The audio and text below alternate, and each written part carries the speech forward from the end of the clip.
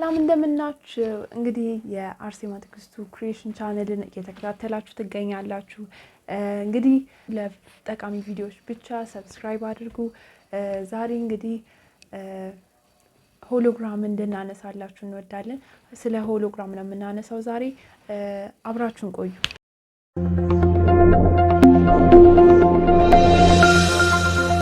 ሆሎግራም ምንድነው?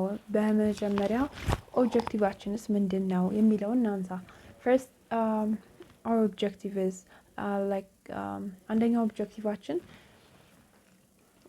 what's hologram የሚለውን ማወቅ ነው።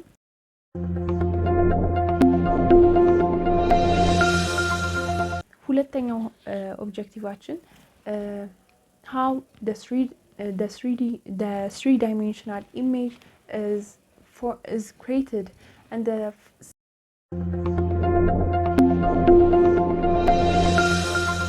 third is how hologram is created, እና እንዴት ነው ሆሎግራም የሚፈጠረው የሚለውን ማወቅ አለብን የሚለው ነው ኦብጀክቲቫችን ሶስተኛው።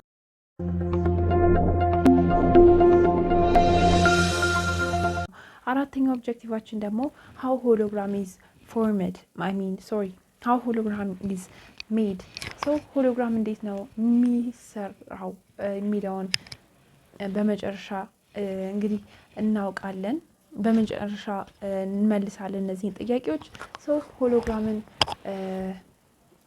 በደንብ በዚህ ቪዲዮ ትልቅ ቁም ነገር ታገኛላችሁ። ስለዚህ ከእናንተ የሚጠበቀው እስከ መጨረሻው መከታተል ነው። እንግዲህ እስከ መጨረሻው ቪዲዮዋችን ማየት ነው። እንግዲህ እሺ፣ በመጀመሪያ ሆሎግራም ምንድነው? ሆሎግራም ማለት first hologram is three-dimensional image። ይሄ ነገር ክሬት የሚደረገው ከፎቶግራፊክ ፕሮጀክሽን ነው እና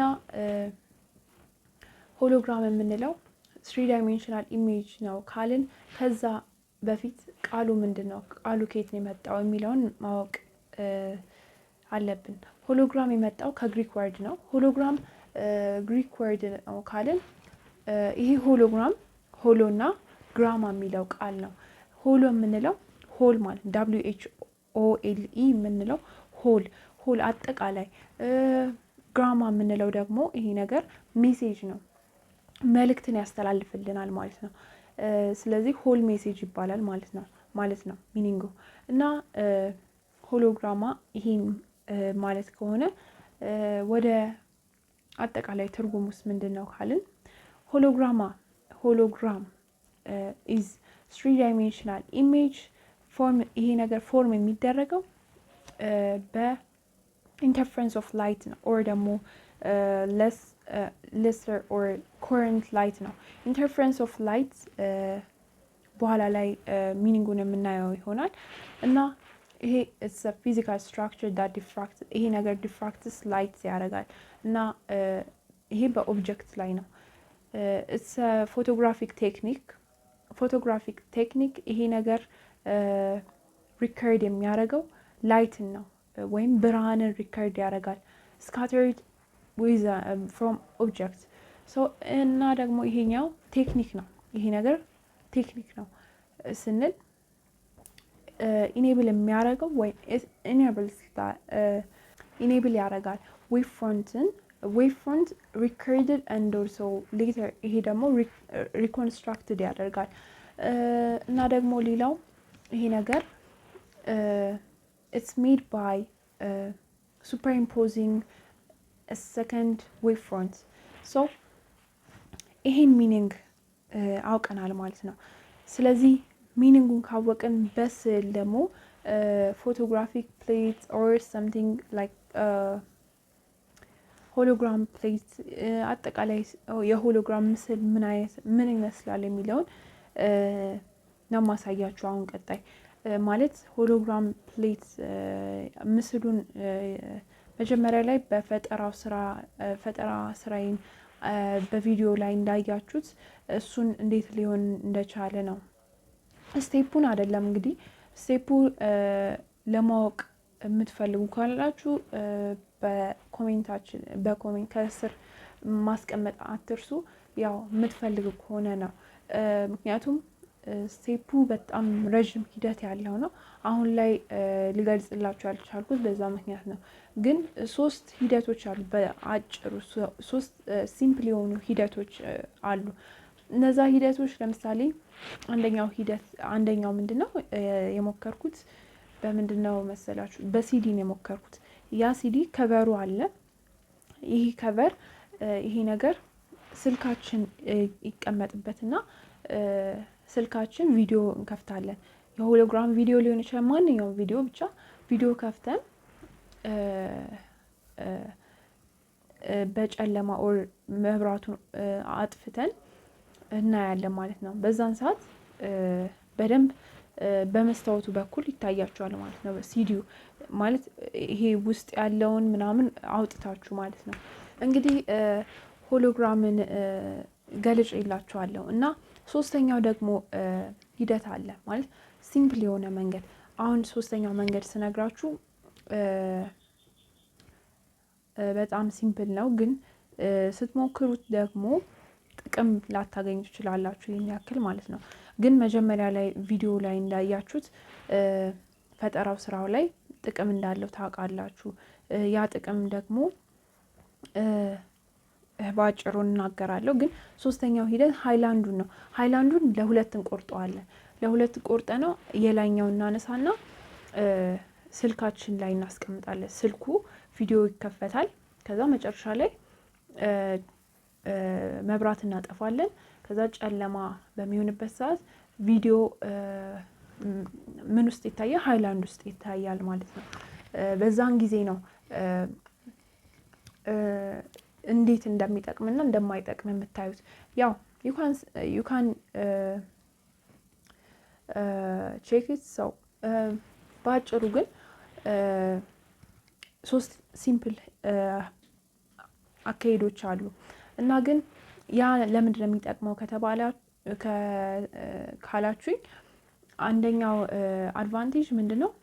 በዚህ ታይም በተለይ ቲኔጀሮች 10 ምናምን ያሉ እድሜ ያላቸው ወጣቶች or something ብቻ ስልክን በአብዛኛው ሰዓታቸው ላይ ያጠፉታል እና ጊዜያቸውን ያጠፉታል እና በዛን ታይም አይናቸው ሊጎዳ ይችላል። ስክሪን ላይ በጣም ብዙ ሰዓት አጥፍተው ጊዜያቸውን አይናቸው ብዙ ጊዜ የተጎዳ ብዙ ሰዎች አሉ እና እንደነዛ ሰዎች እንዳንሆን ያን ነገር ክሬት አድርገን ስክሪን ላይ የምናየውን ቻንስ ይቀንስልናል። ሶ ይህን ቻንስ እንዲቀንስላችሁ ከፈለጋችሁ ስቴፑንም ከፈለጋችሁ ኮሜንት ላይ መጻፍ ትችላላችሁ። ስለዚህ ይሄን ሆሎግራም እንዳልኳችሁ በጣም ሲምፕል ነው። ለዚህኛው በሲምፕል ዌይ ከሰራችሁት ማለት ነው እና አንዱ ስክሪን ላይ የምታጠፉትን ሰዓት እንዲቀንስላችሁ ነው ብያችኋለሁ። ሁለተኛ ደግሞ አሁን ለምሳሌ በትልቅ ፕሮጀክሽኖችን በተለያዩ ትምህርቶች ምናምን እናያለን፣ እንማራለን። አሁን ያን ነገር ወደ ቤታችን ለማምጣት ያስችለናል። ይሄን ነገር ከሰራን ማለት በትንሽዬው ነው የተሰራው ይሄ ነገር የሰራሁት ሰው ያን ነገር ያው በሌላ ወይ ሰርቼዋለሁ ማለት ነው። ለዛም ነው ጠቀሜታው ብዬ የማስበው። እናንተ እንግዲህ ብዙ ጥቅሞች ይኖሩታል እናንተ ከሰራችሁት በኋላ የምታዩት ነገር ማለት ነው። you can check it። ሰው ባጭሩ ይሄን እገልጻለሁ። ቀጣይ ወደ ምስሉ ነው ማሳያችሁ ማለት ነው። ምስሉ ምን አይነት ነው እስቲ እንየው። መጀመሪያ ላይ እንደገለጽኩላችሁ ክሬት የሚደረገው በፎቶግራፊክ ፕሮጀክሽን ነው እና ይሄኛው ፎቶግራፊክ ፕሌት ነው ሶሪ። እና ይሄኛው ላይክ ስልክ ነው ብለን ስልካችሁ እዚህ ጋር ቢቀመጥ ኦብጀክታችሁ እና ላይቱ ሪፍሌክት ይሆናል ከዚህኛው ቦታ ከኦብጀክቱ ማለት ነው። ይሄን ነው የሚያሳየን። እንግዲህ ፈጠራ ስራው ላይ ያያችሁት እዚህ ጋርም ተመሳሳይ ነው የምታዩት። ላይት ሪፍሌክት ይሆናል ከኦብጀክቱ የሚለውን ነገር ነው የሚያሳየው። እንግዲህ በደንብ እንዲታያችሁ ካሜራማኑ ዙም ማድረግ ይችላል። ሶ ይሄን ይመስላል ማለት ነው የሁለቱ ምስሎች ብቻ። ሌላኛው ምስሎች ደግሞ ሶስተኛው ምስል ምንድነው? መጀመሪያ የምታስታውሱ ካላችሁ ስናገር ኮረንት ላይት እና ኢንተርፈረንስ ኦፍ ላይት ብያችሁ ነበረ። ምንድነው መጨረሻ ላይ እናገራለሁ ብዬ ነበረ። ኮረንት ሌሰር ላይት እና ኢንኮረንት ኤልኢዲ ላይት የምንለው በሁለት እንከፍለዋለን። ምንድነው ኮረንት ሌሰር ላይት የሚባለው? ሁለት ቢም ኦፍ ላይት ነው ያለው እና ምንድነው ልዩነታቸው? ዌቮቹ ኮንስታንት ናቸው። ፌዙ በዌቭ መካከል ይገኛል።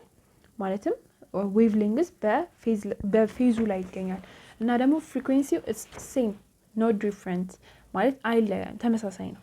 ግን ኢንኮረንት ላይ ግን ሴም ፍሪኩዌንሲ አለው፣ ሁለት ደግሞ ዌቭ ሌንግዙ በፌዙ ላይ ይገኛል ነው የሚለው። በኢንተርፈረንስ ፓተርንስ ኦፍ ላይት የምንለው ነገር እዚህ ጋር የጻፍኩት ኦብቴን አፍተር ፓሲንግ ላይት ትሩ ቱ ስሊትስ እዚህ ጋር ሁለት ስሊቶች ይታያቸዋል። ይሄ ነገር ይፈጠራል እና ኮንስትራክቲቭ እና ዲስትራክቲቭ ተብለው ይከፈላሉ ብዬ ጽፌያለሁ እዚህ ጋር። እና ደግሞ ኢንተርፈረንስ ኦፍ ላይት ምንድነው? ሁለት ዌቮች ፎርም የሚያደርጉት ምንድነው?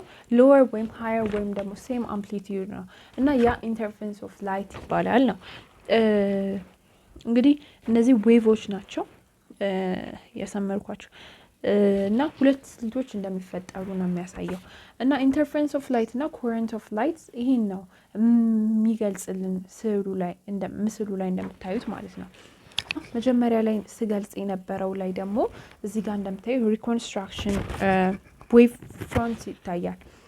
ምንድነው ፈርስት ምንድነው ሆሎግራም ስንል ቴክኒክ ነው ብለናል። ይሄ ቴክኒክ ኢኔብል የሚያደርገው ዌቭ ፍሮንቱ ሪከርድ እንዲያደርግ ያደርጋል። ሁለት ደግሞ ሌተር ሪኮንስትራክት ያደርጋል እና ይሄ ሆሎግራም ፕሌን እንለዋለን። ሆሎግራሙ ሪኮንስትራክት ያደርጋል። ግን እዚህ ጋር የምናየው ሪኮንስትራክሽን ፕሌን ነው እና ሪኮንስትራክት እያደረገ ነው የሚል አይነት ምስል ነው የምታገኙት እዚህ ጋር። እና በአጭሩ ምስላችን ይህን ይመስላል ሆሎግራም ምስል። እና እንዳልኳችሁ ሆሎግራም ምስል በጣም እንደሚገልጽላችሁ እርግጠኛ ነኝ፣ ግልጽ አድርጎ እንደሚያስረዳችሁ። አሁን ፈጠራ ስራው ላይ ግልጽ ካልሆነላችሁ እዚሁ ላይ ግልጽ መሆን ትችላላችሁ። እዚህም ላይ ግልጽ ካልሆነ ደግሞ ኮሜንቱ ላይ ማስቀመጥ ትችላላችሁ። ሰው ስለ ሆሎግራም ይሄን ይመስላል። if you have a thought, comment any questions, you can comment us. so በማንኛውም ሰዓት አለን መጠየቅ ትችላላችሁ። እና ሆሎግራም የምንለው ባጭሩ ይሄን ይመስላል። እስካሁን እስከ መጨረሻው መከታተላችሁን እርግጠኛ ነን ማለት ነው። እስካሁን ከተከታተላችሁ እናመሰግናለንም። ቴንክ ዩ ፎር ዋቺንግ። በሌላ ጠቃሚ ቪዲዮዎች እንገናኛለን። እናመሰግናለን።